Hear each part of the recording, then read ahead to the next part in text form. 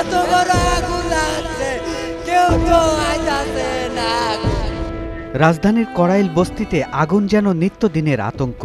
গত এক দশকে বস্তিটিতে অন্তত ৮টিরও বেশি বড় অগ্নিকাণ্ডের ঘটনা ঘটেছে, যার প্রতিটি কয়েক শতাধিক ঘরবাড়িকে মুহূর্তে ছাই করে দিয়েছে, ভেঙে দিয়েছে হাজারো বস্তিবাসীর স্বপ্ন। পাশাপাশি ছোট ও মাঝারি অন্তত আরও অনেক অগ্নিকাণ্ড ঘটেছে, যেগুলো সবই খবরের শিরোনাম হয়নি। কিচ্ছু আনতে পারি না, কিচ্ছু বাঁচা নাই।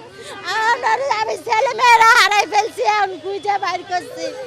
আমরা কিছু পাই নাই, কিচ্ছু নাই, আমাদের জীবন শেষ। মঙ্গলবার বিকেল 5:30টায় আগুনের লেলিহান শিখায় একের পর এক ঘর পুড়তে থাকে কড়াইল বস্তি। আগুন নিভাতে কাজ করছে দমকল বাহিনীর অন্তত 20টিরও বেশি ইউনিট। কয়েক ঘন্টার চেষ্টায় আগুন নিয়ন্ত্রণে আনা এখন পর্যন্ত সম্ভব হয়নি। এর আগেও চলতি বছরের 22শে ফেব্রুয়ারি এবং 2024 সালের 18ই ডিসেম্বরের আগুনে বেশ ক্ষতি হয় কড়াইল বস্তি। আমি আমার ভাগনা খুঁজে পাইতাছি না, দুজন খুঁজে পাইতাছি না গো। সরকারে কি করে? সরকার আগুন নিবানে কে করালেন? 2024 সালের মার্চে এক ভয়াবহ অগ্নিকাণ্ডে অন্তত 200টির মতো ঘর পুড়ে ছাই হয়। তারও আগে 2023 সালের ফেব্রুয়ারি মাস জুড়ে 3টি আলাদা অগ্নিকাণ্ডের খবর পাওয়া যায়।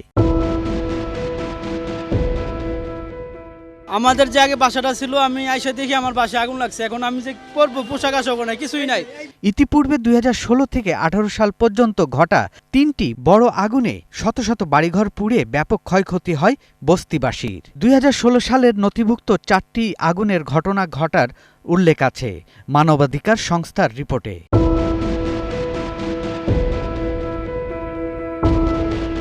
ক্ষতিগ্রস্ত বাসিন্দাদের দাবি, বস্তিতে ঘনবসতি, দুর্বল বৈদ্যুতিক সংযোগ, সংকীর্ণ পথ এবং পানির স্বল্পতার কারণে আগুন লাগলে দ্রুত ছড়িয়ে পড়ে।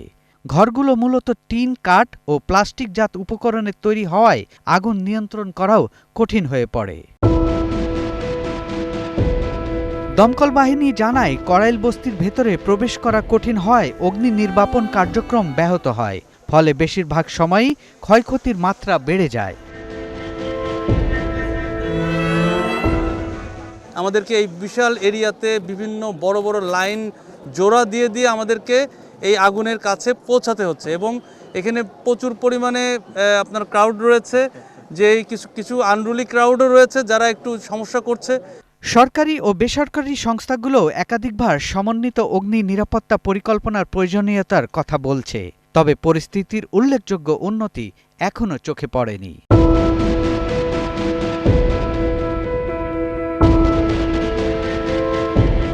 সৈয়দ রাশিদুল, 71, ঢাকা।